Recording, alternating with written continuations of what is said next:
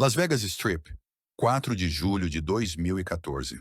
As câmeras de segurança capturaram o que mais tarde se tornaria os 17 minutos de filmagens de vigilância mais analisados na história criminal de Nevada. Um jovem com um uniforme de hotel cor de vinho empurrava um carrinho de bagagens dourado pelos corredores de mármore, empilhado com malas de luxo. Louis Vuitton, Hermès, Gucci. O tipo de bagagem que exalava riqueza e discrição. O mensageiro movia-se com eficiência pelos corredores de serviço que ligam a parte pública do cassino ao seu coração operacional oculto. Os seguranças acenavam com a cabeça sem interesse. A equipa de limpeza afastava-se automaticamente. Para todos que o viam, ele era invisível. Apenas mais uma peça na vasta engrenagem que mantinha o cassino a funcionar. O que ninguém percebeu foi que aquelas malas de designer continham 19,5 milhões de dólares em dinheiro vivo de um cartel, recém-contado e pronto para ser lavado através de operações de jogo de alto risco. E o jovem que empurrava o carrinho não tinha a menor intenção de entregá-las ao seu destino. Antes de contar a história completa, eu só queria pedir um pequeno favor. Não se esqueça de se inscrever no canal, deixe o seu like e me diga nos comentários: de que cidade você está assistindo? É sempre incrível ver até onde nossa audiência alcança. Agora, vamos voltar para a história. O seu nome era Diego Alvares, e nas 24 horas seguintes, ele executaria um dos roubos mais audaciosos da história criminal americana, roubando uma fortuna de algumas das pessoas mais perigosas do planeta e desaparecendo sem deixar rastro. Diego não era um gênio do crime ou um ladrão profissional, explica a ex-agente do FBI Maria Santos. Ele era apenas um mensageiro que estava no lugar certo, na hora certa, com o tipo errado de carga e a oportunidade perfeita para desaparecer. A filmagem da vigilância mostra Diego a aproximar-se do elevador de serviço às 23h47, com o seu carrinho carregado, com o que os registros do cassino indicavam ser os pertences pessoais do hóspede VIP Ricardo Mendoza, um rico empresário de Guadalajara, que tinha feito check-in na suíte presidencial horas antes.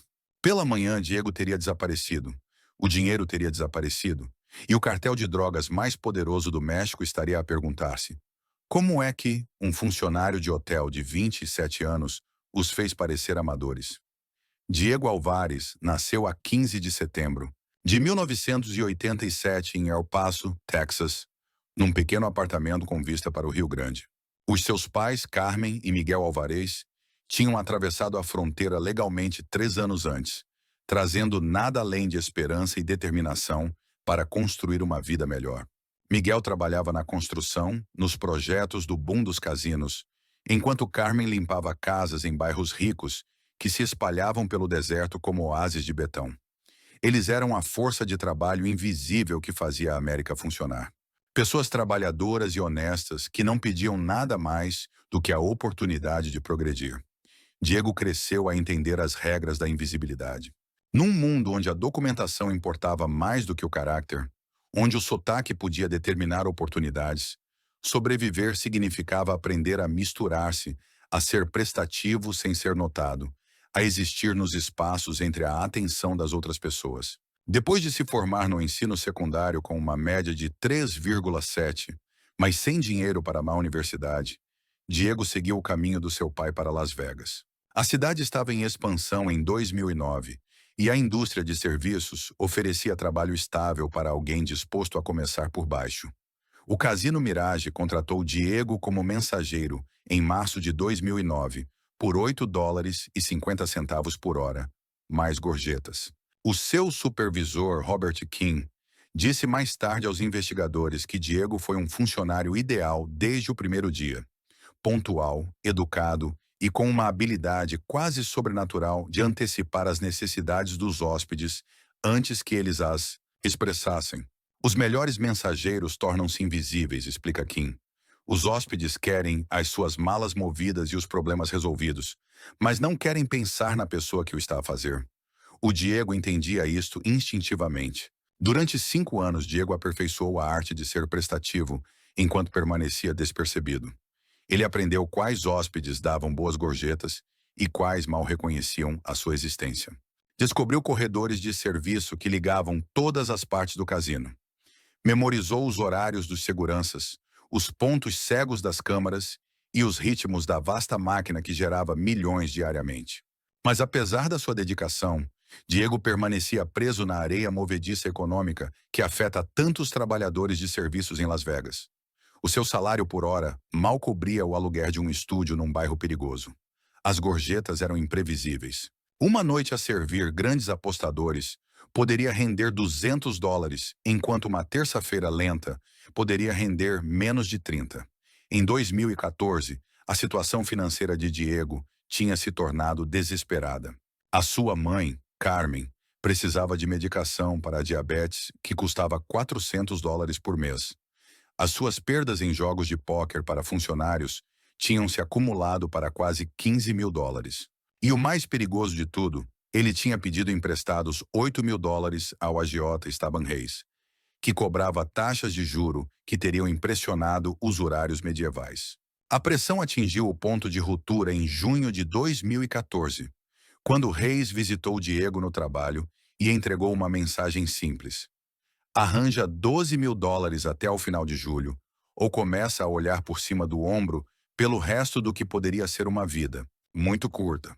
Naquela noite, enquanto Diego processava a bagagem de hóspedes mexicanos de alto risco, ele notou algo que mudaria a sua vida para sempre. Como mensageiro sênior, Diego tinha acesso à ala VIP, onde a discrição não era apenas esperada, era obrigatória. Os hóspedes pagavam tarifas premium não apenas por acomodações de luxo, mas pela garantia de que os seus negócios permaneceriam completamente privados.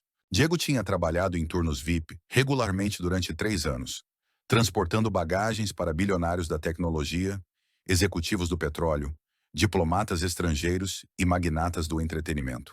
Ele aprendeu a reconhecer os padrões de quem tinha muito dinheiro: fatos feitos à medida, joias discretas, a maneira silenciosamente autoritária que vinha com a riqueza geracional. Mas na primavera de 2014, Diego começou a notar hóspedes que não se encaixavam no perfil habitual. Estes clientes vestiam-se de forma cara, mas recente, como homens que tinham adquirido riqueza rapidamente e ainda estavam a aprender a usá-la. Viajavam com comitivas de homens mais jovens que mantinham um estado de alerta de estilo militar.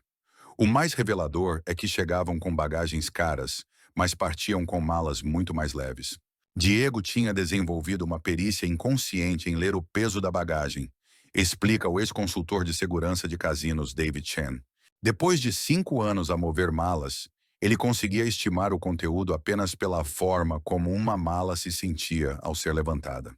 A revelação veio numa noite úmida de terça-feira, em junho de 2014. Diego estava a transferir a bagagem do hóspede Carlos Mendoza, um homem que tinha feito check-in com 6 malas pesadas e estava a partir com as mesmas 6 malas, pesando significativamente menos. Enquanto Diego carregava as malas para o seu carrinho, uma mala moveu-se e o seu fecho abriu-se parcialmente. Pela fresta, ele vislumbrou algo que fez o seu coração parar: pilhas organizadas de notas de US$ 100, agrupadas com cintas de dinheiro e embaladas com a precisão de um cofre de banco. A mente de Diego percorreu as implicações. Hóspedes ricos viajavam frequentemente com grandes quantias de dinheiro, mas a quantidade que ele vislumbrou sugeria algo além do dinheiro para despesas pessoais. Mais importante, por que é que o hóspede tinha chegado com malas pesadas e partido com malas leves? No mês seguinte, Diego começou a documentar os padrões que observava. Ele mantinha um pequeno caderno escondido no seu cacifo, registrando detalhes sobre os hóspedes que exibiam os sinais reveladores: roupas caras mas recentemente adquiridas, comitivas nervosas e mudanças drásticas no peso da bagagem entre a chegada e a partida. O padrão tornou-se inconfundível. Estes hóspedes chegavam com malas cheias de dinheiro e partiam com malas cheias de fichas de cassino ou recibos de transferências bancárias. Eles estavam a usar o Casino Mirage como uma sofisticada operação de lavagem de dinheiro, limpando lucros ilegais através de jogos de alto risco e instrumentos financeiros legítimos.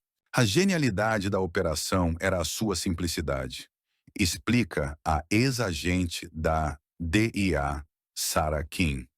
Os cartéis de droga geram enormes quantidades de dinheiro vivo que é difícil de mover e impossível de depositar em bancos legítimos. Convertem o dinheiro em fichas de cassino e depois convertem as fichas em transferências bancárias para empresas aparentemente legítimas em todo o mundo. Diego percebeu que estava a testemunhar uma das maiores operações de lavagem de dinheiro da história americana, escondida à vista de todos dentro dos serviços VIP do cassino. Mais importante, ele era uma das poucas pessoas posicionadas para interceptar. Ao roubar o dinheiro do cartel que estava a ser lavado através do cassino, Diego estaria a roubar pessoas que não tinham recurso legal e nenhuma capacidade de o perseguir através de canais oficiais. Os cartéis seriam forçados a lidar com o roubo de forma privada, o que significava que Diego só precisava de desaparecer por tempo suficiente para ficar fora do alcance deles. À medida que o fim de semana de 4 de julho se aproximava, Diego finalizava os detalhes do que se tornaria o roubo mais audacioso da história do cartel. Enquanto Diego aperfeiçoava a sua compreensão da operação de lavagem de dinheiro do cartel, ele simultaneamente começou a planear o seu desaparecimento com uma precisão metódica que teria impressionado as autoridades federais. O desafio era enorme. Como é que alguém sem experiência criminal, com recursos limitados e uma identidade bem documentada, desaparece completamente enquanto transporta quase 20 milhões de dólares em dinheiro roubado? A solução de Diego demonstrou uma compreensão intuitiva dos procedimentos de investigação. Ele percebeu que um desaparecimento bem-sucedido exigia 3 elementos: uma fuga limpa, um veículo não rastreável e uma nova identidade que pudesse resistir a um escrutínio casual. Em abril de 2014, Diego usou o seu nome verdadeiro para comprar uma picape Ford F-150 de 2007, fiável mas discreta, num stand de carros usados em Henderson. Pagou a pronto $8.700, que representavam todas as suas economias de uma vida, mais dinheiro emprestado contra os seus próximos 3 ordenados. Mas Diego nunca registrou a carrinha em Nevada. Em vez disso, conduziu-a até Los Angeles e vendeu-a a um revendedor especializado em veículos destinados ao México. O revendedor, sem fazer perguntas sobre a documentação, pagou a Diego $7.200 e prometeu que a carrinha estaria do outro lado da fronteira dentro de uma semana. 3 dias depois, Diego voltou a Los Angeles e comprou a mesma carrinha, usando uma identificação falsa da Califórnia em nome de Miguel Santos. Uma identidade que ele construiu usando a certidão de nascimento de um amigo de infância que tinha morrido num acidente de carro anos antes. Foi brilhante na sua simplicidade, admite o ex-agente do FBI, Robert Park. Se alguém rastreasse a carrinha, descobriria que tinha sido legitimamente comprada por Diego Alvarez e depois vendida. O rastro de papel pararia aí, porque oficialmente Miguel Santos não existia. A nova identidade de Diego era igualmente sofisticada. Usando a certidão de nascimento de Miguel Santos, ele obteve uma carta de condução da Califórnia, abriu uma conta bancária e estabeleceu um modesto historial de crédito. Para qualquer pessoa que fizesse uma verificação de antecedentes superficial, Miguel Santos parecia ser uma pessoa real a viver tranquilamente em Los Angeles. A transformação física foi sutil, mas eficaz. Diego deixou crescer a barba, ganhou 7 quilos mudando a dieta e as rotinas de exercício, e começou a usar óculos com lentes normais. As mudanças foram pequenas o suficiente para que as pessoas que o conheciam bem ainda o reconhecessem, mas significativas o suficiente para que observadores casuais pudessem não o fazer.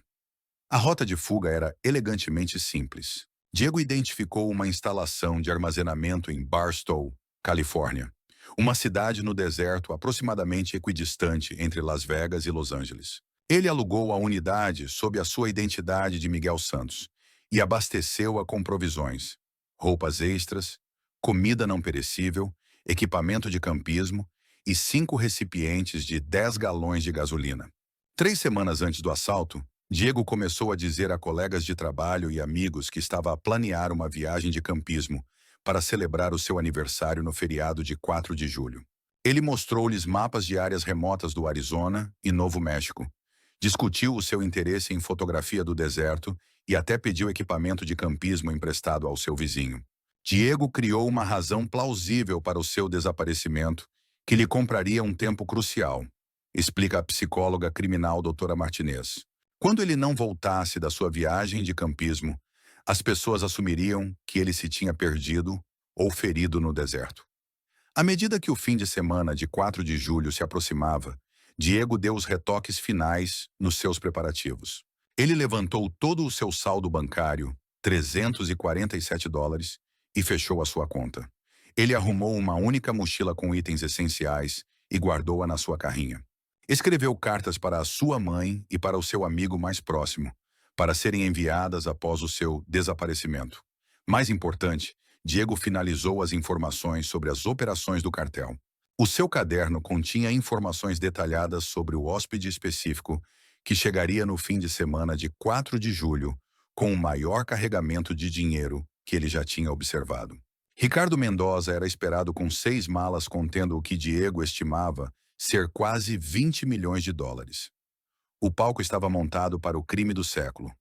O dia 4 de julho de 2014 amanheceu claro e escaldante sobre o deserto de Mojave. Ao meio-dia, Las Vegas tinha atingido os 42 graus. E a noite prometia ser ainda mais quente. A cidade preparava-se para um dos seus fins de semana mais movimentados, com centenas de milhares de turistas a descerem sobre a Strip para celebrar com jogos, espetáculos e fogos de artifício espetaculares. Diego chegou para o seu turno às 16 horas, 3 horas mais cedo. Ele tinha se voluntariado para fazer horas extras, um gesto que os seus supervisores apreciaram durante o caos do feriado. Mas a verdadeira motivação de Diego era o timing. Ele precisava de estar em posição quando Ricardo Mendoza chegasse com a sua carga suspeita. Às 19h30, enquanto os fogos de artifício começavam a ser lançados dos telhados dos casinos, um Cadillac Escalade preto parou na entrada VIP do Mirage. 3 homens em fatos caros saíram, seguidos por um quarto que imediatamente chamou a atenção. Ricardo Mendoza tinha aproximadamente 50 anos, cabelo prateado e uma postura de autoridade silenciosa que vinha de quem detém um poder sério. Ele usava um fato de carvão feito à medida que custava mais do que Diego ganhava em 6 meses, e as suas mãos exibiam uma perfeição de manicure, sugerindo que nunca tinha feito trabalho manual. Mas foi a comitiva de Mendoza que confirmou as suspeitas de Diego. Os 3 homens mais jovens moviam-se com precisão militar, constantemente a examinar os arredores e a manter posições que lhes davam linhas de visão claras e acesso rápido às saídas. Estes não eram associados de negócios. Eram profissionais de segurança a proteger alguém que vivia sob ameaça constante. Às 20h45, a bagagem chegou. 6 malas idênticas da Hermès foram descarregadas do Escalade pela segurança do hotel, em vez do pessoal regular, um procedimento incomum que indicava o valor excepcional do conteúdo. Diego observou a distância enquanto as malas eram inventariadas, fotografadas e etiquetadas com códigos especiais de manuseamento VIP. Os cálculos matemáticos de Diego foram notavelmente precisos.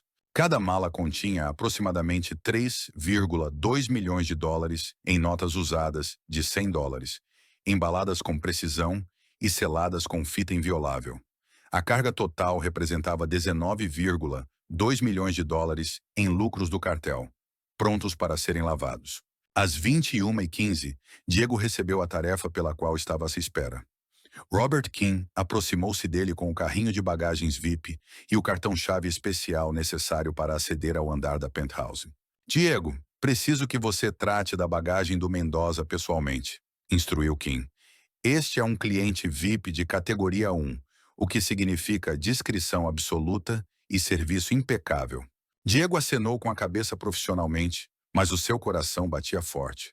Após meses de planeamento, o momento tinha chegado. Em aproximadamente 90 minutos, Ricardo Mendoza e os seus associados estariam instalados na sua suíte, focados no entretenimento noturno. Os corredores de serviço estariam relativamente vazios, pois a equipa concentrava-se em gerir as multidões do feriado.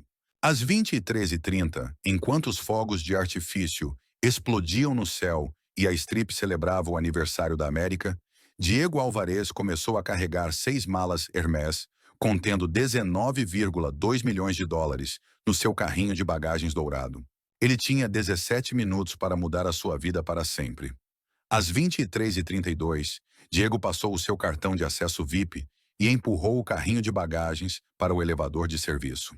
O sistema de segurança do cassino registrou a sua entrada, notando o acesso autorizado e não assinalando nada de invulgar num mensageiro a transportar bagagem VIP durante o turno da noite. Quando as portas do elevador se fecharam, Diego respirou fundo e pressionou o botão para o subnível 2, em vez do andar da penthouse. O subnível 2 abrigava sistemas mecânicos, o parque de estacionamento dos funcionários e as docas de carga de serviço. Durante um fim de semana de feriado, a área estava praticamente deserta, pois toda a equipa disponível se concentrava em gerir as multidões no andar de cima. Diego tinha passado semanas a estudar os horários das patrulhas de segurança nesta área. Os guardas verificavam os subníveis aproximadamente a cada 45 minutos durante os períodos de maior movimento, e a última patrulha tinha passado às 23h10. Isto dava-lhe uma janela de aproximadamente 25 minutos. O carrinho de bagagens moveu-se suavemente pelo cimento polido, enquanto Diego se dirigia para a doca de carga C, onde tinha posicionado a sua picape Ford F-150 mais cedo naquela noite. A carrinha tinha sinais magnéticos que a identificavam como pertencente à Desert Catering Services, uma empresa fictícia que Diego tinha criado usando cartões de visita e sinalização comprados online. Às 23h37, Diego começou a transferir as 6 malas Hermès do carrinho de bagagens para a picape.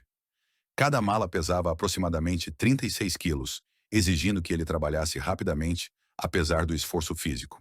Ele cobriu as malas com material de catering, toalhas de mesa, bandejas de servir e recipientes de tamanho industrial que faziam a carga da carrinha parecer consistente com o seu suposto propósito comercial.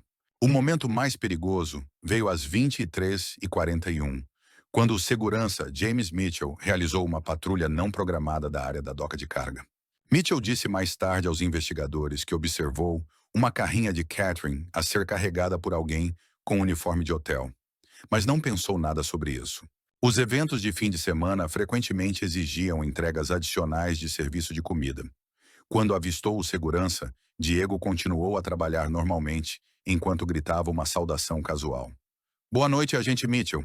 Que noite movimentada lá em cima." Mitchell acenou e continuou a sua patrulha, não notando nada de suspeito num funcionário que ele reconhecia a fazer horas extras durante um fim de semana de feriado. Às 23h44, Diego fechou a porta da bagageira da carrinha e devolveu o carrinho de bagagens vazio ao elevador de serviço. Ele subiu de volta ao nível principal, posicionou o carrinho na área de armazenamento VIP e registrou a sua saída usando o sistema de ponto dos funcionários. Diego caminhou calmamente até o parque de estacionamento dos funcionários, removeu os sinais magnéticos de catering da sua carrinha e ligou o motor. Às 23h49, ele passou lentamente pelo posto de controle de segurança do cassino, onde os guardas olharam para a sua identificação de funcionário e o deixaram passar sem inspeção. A beleza da simplicidade do plano de Diego era que ele nunca quebrou nenhuma regra do cassino ou violou protocolos de segurança, observa o analista comportamental Dr. Rodrigues. Ele usou o acesso autorizado para transportar bagagem VIP, usando procedimentos aprovados. O único desvio foi o seu destino. Enquanto Diego conduzia para leste na Flamingo Road, os fogos de artifício continuavam a explodir no céu, celebrando o nascimento de uma nação construída sobre a ideia de que qualquer um se poderia reinventar. Atrás dele, o Casino Mirage brilhava com luzes e possibilidades, completamente inconsciente de que um dos seus funcionários mais confiáveis tinha acabado de sair com o maior roubo da história do cartel. Na parte de trás da sua picape, 6 malas continham dinheiro suficiente para comprar mansões, iates ou pequenas empresas. Mas Diego Álvares tinha objetivos mais modestos. Ele queria desaparecer completamente e recomeçar em algum lugar onde os cartéis nunca o pudessem encontrar. Diego conduziu para leste através da selva de neon da Las Vegas Boulevard, passando pela pirâmide do Luxor, pelas torres medievais do Excalibur e pela réplica do Horizonte de Nova York. A esta hora, no dia 4 de julho, a Strip estava apinhada de turistas em festa. Mas Diego sentia-se completamente isolado na cabine da sua carrinha, separado da realidade pelo peso da sua carga e pela magnitude do que acabara de realizar. O seu destino era a unidade de armazenamento em Barstow, Califórnia, Uma viagem de 260 quilômetros através de alguns dos terrenos mais desolados da América do Norte. Diego tinha escolhido esta rota especificamente porque evitava grandes cidades, postos de controlo fronteiriços e autoestradas interestaduais, onde a polícia estadual concentrava as suas patrulhas. Às 0 horas e 30 minutos, Diego parou numa estação de serviço 24 horas em Jean, Nevada, uma pequena cidade de jogo na fronteira com a Califórnia. As câmaras de segurança gravaram-no a comprar bebidas energéticas, carne seca e um atlas rodoviário detalhado. As últimas compras que faria sob o seu nome verdadeiro. A estrada do deserto estendia-se infinitamente à sua frente, iluminada apenas pelos faróis de Diego e por um caminhão ocasional que passava. O ar-condicionado da carrinha lutava contra o calor ambiente, que permanecia acima dos 35 graus, mesmo depois da meia-noite. Às 2h15, Diego chegou à sua unidade de armazenamento em Barstow. A instalação não tinha pessoal depois da meia-noite, acessível apenas através de códigos de teclado que os clientes podiam usar 24 horas por dia. Diego estacionou a sua carrinha em frente à unidade 47, inseriu o seu código de acesso e levantou a porta de metal para revelar as provisões cuidadosamente preparadas. A unidade de armazenamento continha tudo o que Diego precisava para um desaparecimento prolongado. Roupas extras, comida não perecível, equipamento de campismo e, o mais importante, 5 recipientes de 10 galões de gasolina, permitindo-lhe conduzir mais de 1.600 quilômetros sem parar em estações de serviço. Diego trabalhou rapidamente para transferir as 6 malas da sua carrinha para a unidade de armazenamento, onde abriu cada mala para verificar o conteúdo. A visão de quase 20 milhões de dólares em dinheiro, organizadamente empacotados e presos com cintas de dinheiro, foi avassaladora, embora ele já esperasse. Trabalhando à luz de uma lanterna para evitar chamar a atenção, Diego começou a transformação de Diego Alvarez para Miguel Santos. Ele mudou para roupas diferentes, aplicou uma tinta de cabelo temporária para escurecer a sua aparência e recuperou os documentos de identificação falsos. Mais importante, Diego abandonou o seu telemóvel, carteira e toda a identificação que o ligava à sua identidade real. Estes itens foram para um saco com peso que ele descartaria no Rio Colorado durante a sua viagem para leste. Às 3h45, Miguel Santos começou a conduzir para leste em direção ao Arizona, numa carrinha carregada com gasolina suficiente para chegar ao México sem parar. Atrás dele, 6 malas vazias e um conjunto de uniformes do cassino forneciam a única evidência física de que Diego Álvares alguma vez existiu. O nascer do sol no deserto encontrou Miguel Santos a cruzar para o Arizona, a caminho de uma nova vida construída sobre a base do roubo mais bem-sucedido da história do cartel. A manhã de sábado, 5 de julho, chegou com um calor opressivo que tornou os verões de Las Vegas lendários. Às 8 horas, a temperatura já subia para o que se tornaria um recorde de 45 graus. E o Cassino Mirage estava a transitar do caos da noite de feriado para a limpeza organizada da manhã de feriado. A gerente de serviços VIP, Lisa Chen, chegou ao seu escritório às 7h30 para começar a processar os procedimentos de check-out dos hóspedes de alto risco do fim de semana.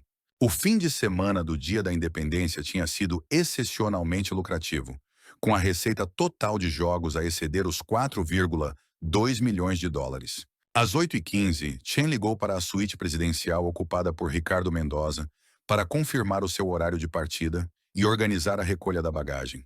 O telefone foi atendido por um dos associados de Mendoza, que solicitou assistência imediata com os procedimentos de check-out. Chen contactou a área de armazenamento VIP para organizar a recuperação das 6 malas Hermès que tinham sido entregues na suíte de Mendoza na noite anterior. De acordo com os procedimentos padrão, a bagagem deveria ter sido devolvida ao armazenamento seguro após as atividades noturnas do hóspede. Às 8h22, o supervisor de armazenamento VIP, Michael Torres, contactou Chen com notícias perturbadoras. As 6 malas etiquetadas para Ricardo Mendoza não estavam na área de armazenamento seguro. Uma busca abrangente de todos os locais de armazenamento VIP não encontrou nenhum rastro da bagagem desaparecida. Chen escalou imediatamente a situação para o diretor de segurança do cassino, Robert Park, que autorizou uma revisão de emergência das filmagens de vigilância da noite anterior. A investigação focou-se em rastrear o movimento das 6 malas distintas, desde a sua chegada às 20h45 até a sua localização esperada no armazenamento VIP. Às 8h45, a analista de segurança Jennifer Lowe começou a rever os registros de vigilância digital. O sistema do cassino arquivava filmagens de 1.247 câmaras, gerando aproximadamente 30 mil horas de vídeo diariamente. Às 9h10, Lowe fez a descoberta que daria início a uma das maiores investigações de roubo da história de Nevada. As filmagens de vigilância mostravam Diego Alvarez a carregar 6 malas no seu carrinho às 23h32, mas não havia registro de ele as ter entregue na suíte presidencial ou de as ter devolvido ao armazenamento VIP. Mais alarmante, as filmagens mostravam Diego a apanhar o elevador de serviço para o subnível 2 em vez do andar da penthouse, permanecendo lá por exatamente 17 minutos e depois regressando com um carrinho vazio. Às 9h25, Park autorizou um bloqueio total de segurança do cassino. Nenhum funcionário podia sair do edifício até ser interrogado, e todos os hóspedes que partiam estavam sujeitos a procedimentos de triagem reforçados. O Conselho de Controlo de Jogos de Nevada foi notificado e agentes do FBI estavam a caminho. Mas o problema mais imediato era Ricardo Mendoza, que estava à espera no lounge de partida VIP por uma bagagem que já não existia. Às 9h30, Lisa Chan aproximou-se de Ricardo Mendoza com a notícia de que a sua bagagem estava temporariamente indisponível. Ela ofereceu alojamento gratuito para uma estadia prolongada. A reação de Mendoza foi controlada, mas inequivocamente perigosa. Os seus associados começaram imediatamente a fazer chamadas em espanhol rápido e, em minutos, chegou pessoal de segurança adicional. Estes não eram funcionários do hotel. Eram contratados privados cuja presença sugeria que os riscos iam muito além de um roubo comum.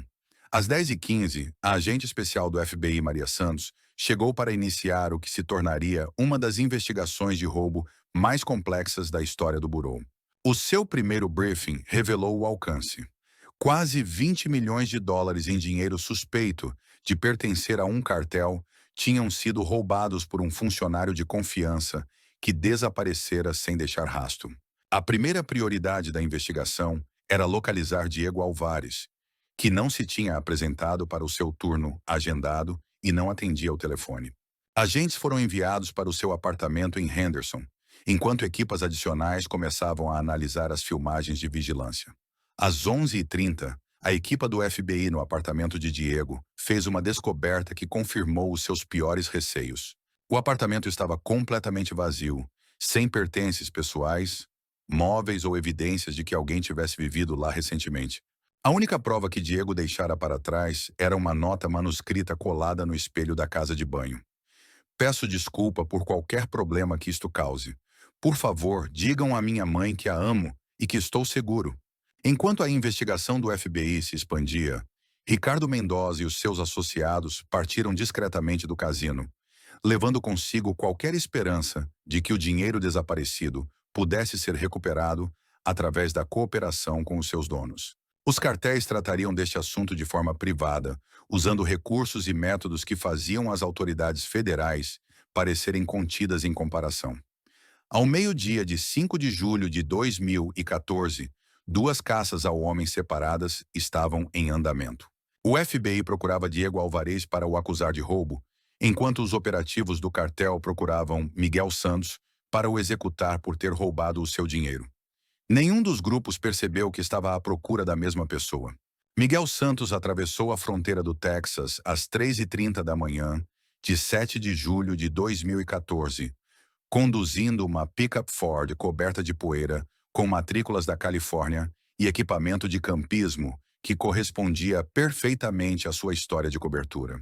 Para os agentes da patrulha de fronteira a realizar inspeções de rotina, ele era simplesmente mais um turista americano a regressar de um fim de semana de 4 de julho no Sudoeste. Santos respondeu calmamente às perguntas dos agentes da fronteira, explicando que tinha estado a acampar no Parque Nacional Big Bend e estava a regressar a Los Angeles. A sua carrinha continha exatamente o equipamento que se esperaria de uma viagem de campismo a solo, e o seu espanhol era fluente o suficiente para sugerir uma herança mexicana legítima. Mais importante, Santos não exibia nenhum dos comportamentos nervosos que normalmente atraíam atenção adicional da segurança fronteiriça. Ele fazia contato visual apropriado, respondia diretamente às perguntas e mostrava a ligeira impaciência de alguém ansioso por chegar a casa após uma longa viagem. Enquanto Miguel Santos conduzia em direção à sua nova vida, a investigação do FBI sobre o desaparecimento de Diego Álvares expandia-se exponencialmente. Os agentes federais tinham identificado a escala do roubo através da análise das filmagens de vigilância e dos registros financeiros, e o caso tinha sido elevado ao nível de prioridade máxima do Bureau. A análise do FBI sobre a fuga de Diego revelou a sofisticação do seu planeamento. Os investigadores descobriram que ele tinha comprado uma picape meses antes, estabelecido uma identidade falsa usando documentos legítimos e preparado provisões que lhe permitiam sobreviver de forma independente por longos períodos. Enquanto isso, os operativos do cartel conduziam a sua própria investigação com recursos e métodos que as autoridades federais não conseguiam igualar. A organização de Ricardo Mendoza tinha mobilizado uma rede de informadores, investigadores privados e funcionários corruptos. A investigação do cartel identificou a transformação de Diego em Miguel Santos uma semana após o roubo, mas rastrear os movimentos de Miguel revelou-se igualmente desafiador. A identidade falsa era sofisticada o suficiente para resistir a uma investigação casual, e Miguel tinha escolhido deliberadamente uma rota de viagem que evitava grandes cidades e redes de vigilância eletrônica. Em agosto de 2014, tanto a investigação do FBI como a do cartel tinham essencialmente estagnado. Apesar de terem mobilizado recursos significativos e técnicas sofisticadas, nenhum dos grupos tinha desenvolvido pistas fiáveis sobre a localização ou as intenções de Diego. Miguel Santos atravessou para o México em Laredo a 8 de julho de 2014, levando uma identificação legítima e uma história de cobertura credível que tinha sido elaborada durante meses. Para os funcionários da alfândega mexicana, ele era simplesmente mais um mexicano-americano a regressar para visitar a família nos estados do interior. Santos escolheu o estado de Guanajuato especificamente pela sua combinação de infraestrutura turística e oportunidade econômica. As cidades coloniais da região atraíam expatriados americanos à procura de destinos de reforma acessíveis, enquanto a sua economia agrícola oferecia oportunidades de negócio legítimas para alguém com capital para investir. A primeira paragem de Santos foi San Miguel de Allende, um patrimônio mundial da Unesco que se tornara popular entre reformados e artistas americanos. A grande comunidade de expatriados da cidade fornecia a camuflagem perfeita para alguém que procurava misturar-se enquanto estabelecia uma nova identidade. Santos alugou um apartamento modesto no centro histórico da cidade e começou a estabelecer cuidadosamente a sua nova identidade dentro da comunidade local. Ele inscreveu-se em aulas avançadas de espanhol, juntou-se a um clube de fotografia e voluntariou-se em instituições de caridade locais, atividades que forneciam conexões sociais enquanto apoiavam a sua história de cobertura. Miguel apresentou-se como um designer gráfico recém-divorciado de Los Angeles, que tinha decidido seguir a sua paixão pela fotografia e aprender sobre a sua herança mexicana, recorda a instrutora de espanhol Maria Valdez. Nos meses seguintes, Santos integrou-se gradualmente na comunidade de expatriados, sendo prestativo sem ser memorável. Ele estava sempre disposto a ajudar com traduções, conhecia os melhores restaurantes locais e nunca causou problemas. Mas se lhe pedissem para descrever a sua personalidade em detalhe, as pessoas teriam dificuldade em pensar em algo distintivo. A abordagem de Santos para construir a sua nova identidade demonstrou uma compreensão sofisticada da psicologia social. Em vez de tentar permanecer completamente isolado, ele gradualmente tornou-se parte da comunidade, de maneiras que forneciam tanto conexões sociais como camuflagem protetora. Miguel era o vizinho perfeito, explica a colega expatriada Jennifer Park. Mas agora que penso nisso, percebo que nunca soube muito sobre o seu verdadeiro passado ou vida pessoal. À medida que 2014 chegava ao fim, Miguel Santos tinha estabelecido com sucesso uma nova identidade e integrado-se na sociedade mexicana. Mas a fase mais perigosa do seu plano estava prestes a começar. Regressar aos Estados Unidos para recuperar a sua fortuna e começar a convertê-la em ativos legítimos. Em janeiro de 2015, Miguel Santos regressou aos Estados Unidos com documentação mexicana e um plano de negócios cuidadosamente elaborado.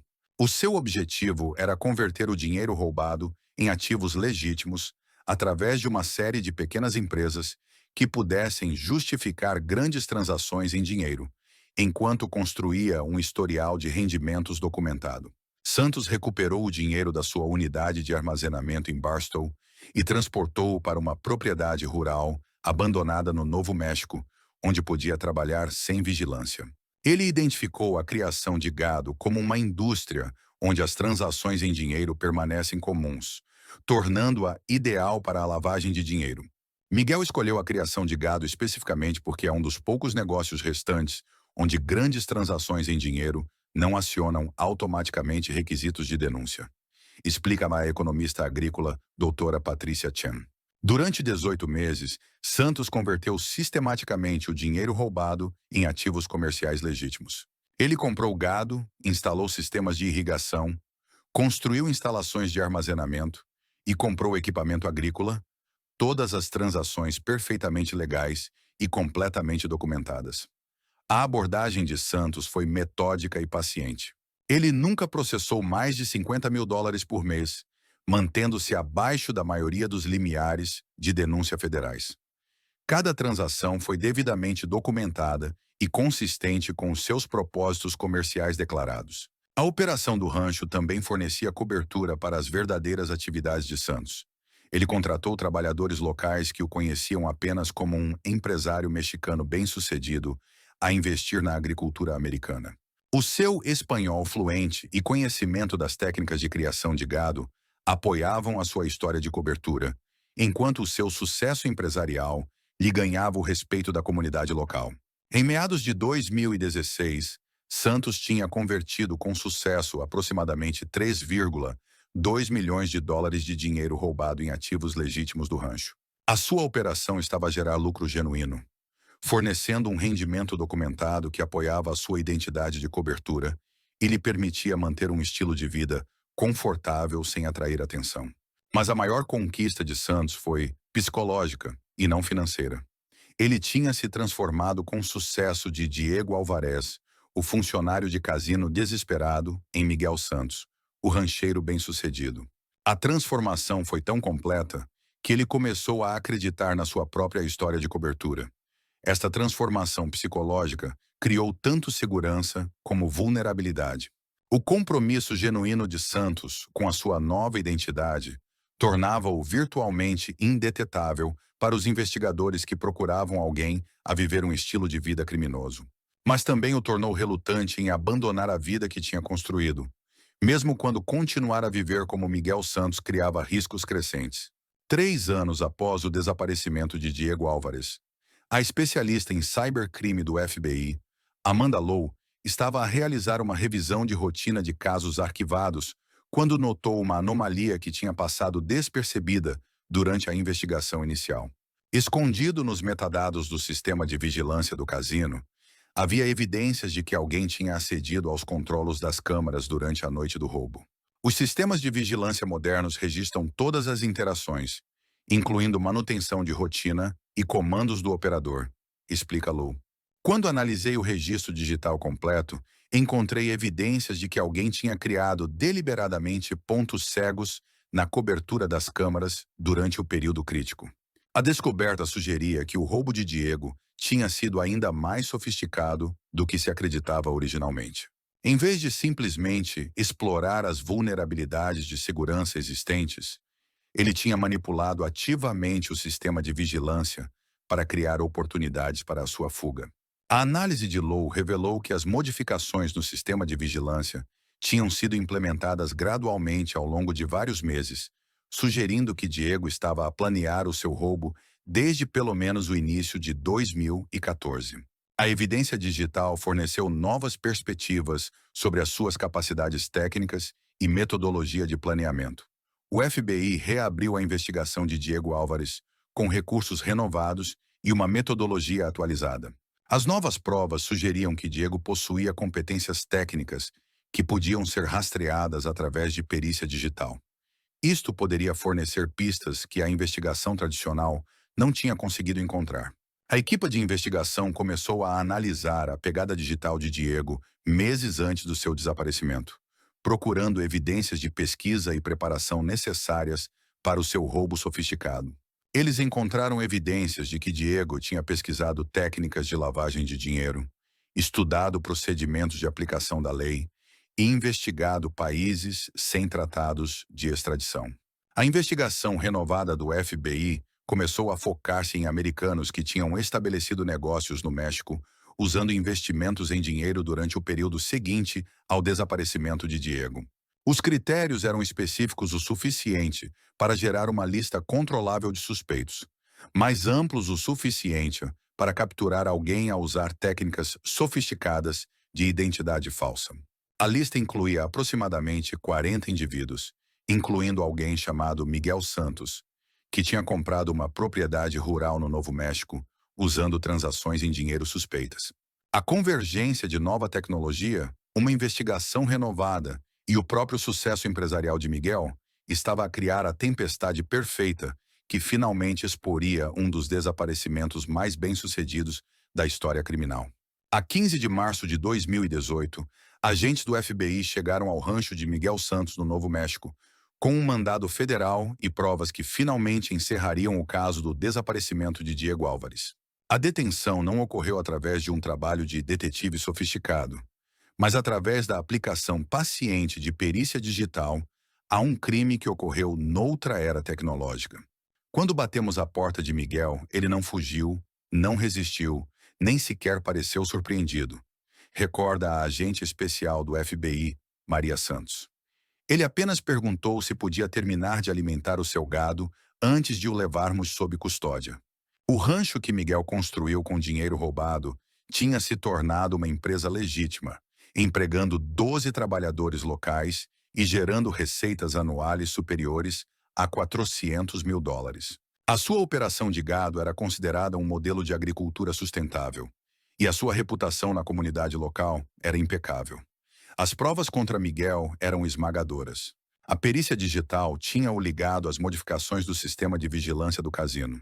A análise financeira tinha rastreado as suas atividades de lavagem de dinheiro, e os investigadores tinham descoberto as malas Hermès originais na sua unidade de armazenamento abandonada.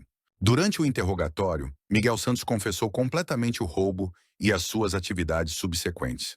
Mas os investigadores ficaram surpreendidos com a sua motivação e o uso que deu ao dinheiro roubado. Miguel não tinha vivido um estilo de vida luxuoso nem esbanjado o dinheiro em luxos pessoais, explica a agente Santos. Ele tinha construído um negócio legítimo que empregava trabalhadores locais e contribuía para a comunidade. A confissão revelou a jornada psicológica que transformou Diego Álvares em Miguel Santos. O roubo não tinha sido motivado pela ganância, mas pelo desespero, e os anos seguintes foram passados a tentar construir algo positivo a partir de uma base criminosa.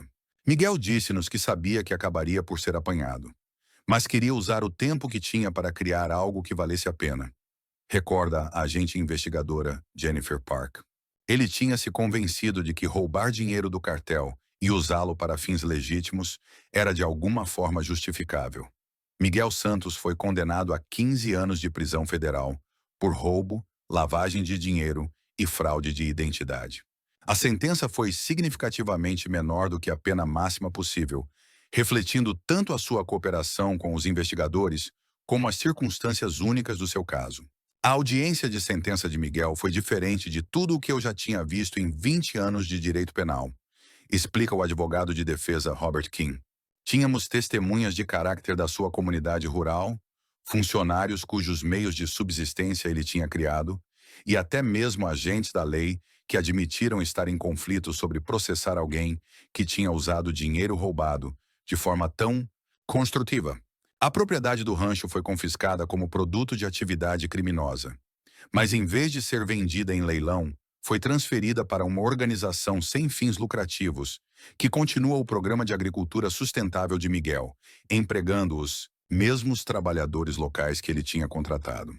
Se você gostou dessa história, não se esqueça de deixar o seu like, se inscrever no canal e ativar as notificações para não perder o próximo vídeo.